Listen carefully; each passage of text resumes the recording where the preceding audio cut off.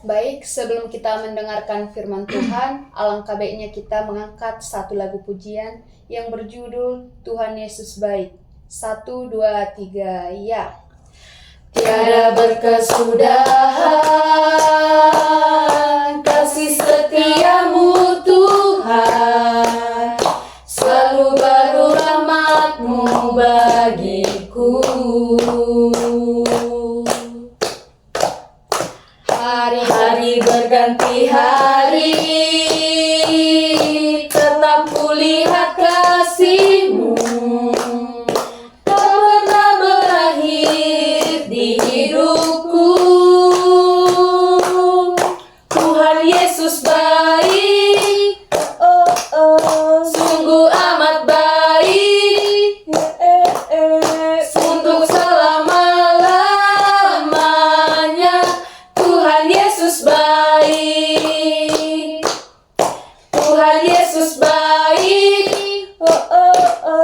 sungguh amat baik, untuk selama-lamanya. Tuhan Yesus baik. Sebelum kita mendengarkan firman Tuhan, mari kita satukan hati kita, mari kita berdoa. Segala puji dan syukur kami panjatkan kehadirat Bapa, di mana atas berkat dan karunia sehingga kami dapat berkumpul di ruangan ini dengan keadaan sehat.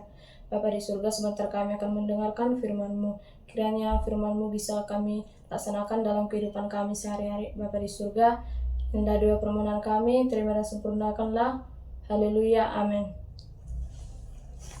Baiklah, epistel kita yang menyapa kita pada hari ini terambil dari 2 Tesalonika 1 ayat 3. Demikian firman Tuhan, kami wajib selalu mengucap syukur kepada Allah karena kamu, saudara-saudara, dan memang patutlah demikian karena imanmu makin bertambah dan kasihmu seorang akan yang lain makin kuat di antara kamu. Demikian firman Tuhan. Berbahagialah orang yang mendengarkan firman Tuhan serta memeliharanya. Amin. Baiklah, kita satukan hati dan pikiran kita. Mari kita bersatu dalam doa. Allah Bapa yang bertahta di dalam kerajaan surga, Bapa yang kami sembah, Bapa yang kami puji, terima kasih Tuhan buat kasih penyertaan-Mu yang kami rasakan hingga pada saat ini. Tuhan Yesus yang baik, sebentar lagi kami akan mendengarkan sebagian dari isi firman-Mu. Kiranya Tuhan, Engkau memberkati Engkau yang hadir di tengah-tengah kami, agar hati dan pikiran kami hanya tertuju kepadamu. Terpuji dan termuliakanlah nama-Mu Tuhan, sekarang, esok, sampai selama-lamanya. Amin. Baiklah saudara-saudara,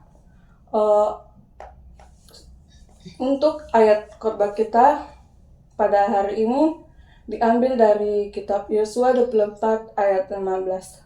Kita bisa membuka Alkitab kita.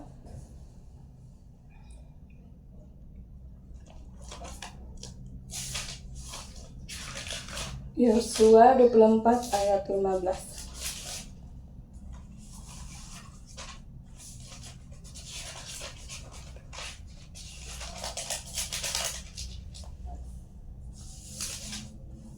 Sudah, mari kita sama-sama membacakannya. Yosua 24 ayat 15. Tetapi jika kamu anggap tidak baik untuk beribadah kepada Tuhan, pilihlah pada hari ini kepada siapa kamu akan beribadah, Allah yang kepadanya nenek moyangmu beribadah di seberang sungai Efrat, atau Allah orang Amori yang negerinya kamu diami ini. Tetapi aku dan seisi rumahku, kami akan beribadah kepada Tuhan. Ya, baiklah, untuk khotbah ini saya mengambil tema yaitu keluarga yang diberkati Tuhan. Nah, shalom saudara-saudara. Shalom. Baiklah, puji syukur kita panjatkan kepada Tuhan yang Maha Esa, karena kasih dan penyertaan-Nya kita masih diberi kesempatan untuk berkumpul di tempat ini dalam satu keluarga. Walaupun keluarga kita di sini sama-sama keluarga yang merantau dalam satu kos. Jadi, keluarga itu ialah anugerah terbesar yang Tuhan berikan kepada kita. Nah, di dalam keluarga, kita belajar mengasihi, saling menolong, dan juga belajar untuk saling mengampuni. Namun, tidak dapat dipungkiri, dalam keluarga juga sering terjadi baik itu perbedaan pendapat, salah paham, bahkan pertengkaran. Mungkin semua kita merasakannya dalam keluarga ya. Nah, tapi justru di balik masa pertengkaran itulah Tuhan mau membentuk hati kita agar semakin dewasa dalam kasih. Nah, dalam firman Tuhan Yesus yang kita baca tadi, Yosua berkata, Aku dan seisi rumahku, kami akan beribadah kepada Tuhan. Nah, ayat ini menyatakan bahwa keluarga yang diberkati adalah keluarga yang menaruh Tuhan di tempat pertama di hati mereka masing-masing. Nah, kalau keluarga menjadikan Tuhan sebagai pusat, maka kasih, damai, dan pengampunan akan mengalir di dalam keluarga tersebut. Seperti sekarang, kadang kita sibuk dengan pekerjaan, anak-anaknya sibuk dengan sekolah, dan urusan dunia sampai lupa untuk berdoa bersama. Nah, padahal di samping itu, doa keluarga itu seperti napas rohani rumah tangga. Tanpa doa, hubungan bisa renggang dan kasih menjadi dingin. Tapi kalau Tuhan hadir di tengah-tengah keluarga tersebut, maka rumah akan terasa damai meskipun rumah itu sederhana. Tuhan Yesus tidak melihat kasih itu dari bangunan rumah kita, tetapi dari dalam rumah. Walaupun rumah kita ya bisa dikatakan sederhana, tapi jika keluarganya hangat, penuh kasih, dan mungkin mengadakan ibadah bersama, justru itulah keluarga yang dikasihi Tuhan. Nah, kita juga perlu belajar untuk saling memahami bahwa orang tua juga harus jadi teladan dalam kasih dan kesabaran. Begitu juga dengan anak-anak, harus belajar menghormati orang tuanya.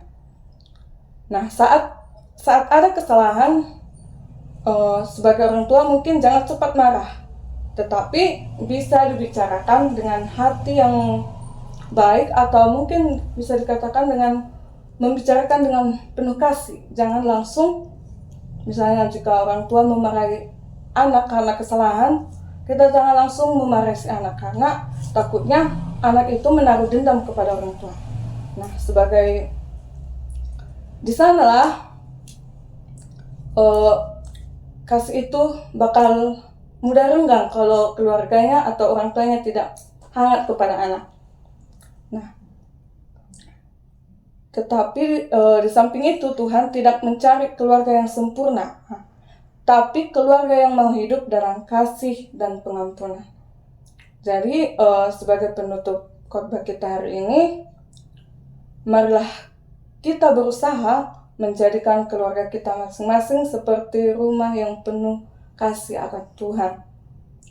Nah, kita bisa memulai dari hal kecil, misalnya saling menyapa dengan kasih, berdoa bersama, saling mendukung dalam susah maupun senang. Biarlah setiap keluarga kita menjadi tempat di mana Tuhan dimuliakan dan kasih-Nya nyata dalam kehidupan keluarga kita. Nah, seperti Yosua berkata, Aku dan seisi rumahku, kami akan beribadah kepada Tuhan. Nah, kiranya ayat ini menjadi komitmen kita hari ini untuk mengajak keluarga kita masing-masing lebih dekat kepada Tuhan, menanamkan kasih dalam keluarga kita masing-masing. Demikian firman Tuhan. Amin. Mari kita bersatu dalam doa. Allah Bapa yang bertahta di dalam kerajaan surga, kembali Tuhan kami mengucap syukur buat kasih penyertaan Tuhan yang kami rasakan pada saat ini. Tuhan, pada hari ini juga Tuhan, kami telah selesai mendengarkan sebagian dari firman-Mu. Kiranya Tuhan, kami sebagai anak-anak bisa menanamkan kasih dalam keluarga kami, menjalin kasih saling menghormati, menghargai, terutama menghormati orang tua kami Tuhan. Karena kami tahu Tuhan, orang tua kami adalah orang yang paling kami sayangi, yang dekat dengan kami, dan yang selalu ada untuk kami maupun susah atau senang. Tuhan Yesus, orang tua kami yang jauh daripada kami Tuhan, kiranya Engkau memberkati mereka dimanapun mereka berada. Engkau lancarkan pekerjaan mereka Tuhan, agar orang tua kami bisa mencukupi kebutuhan kami di perkuliahan kami ini.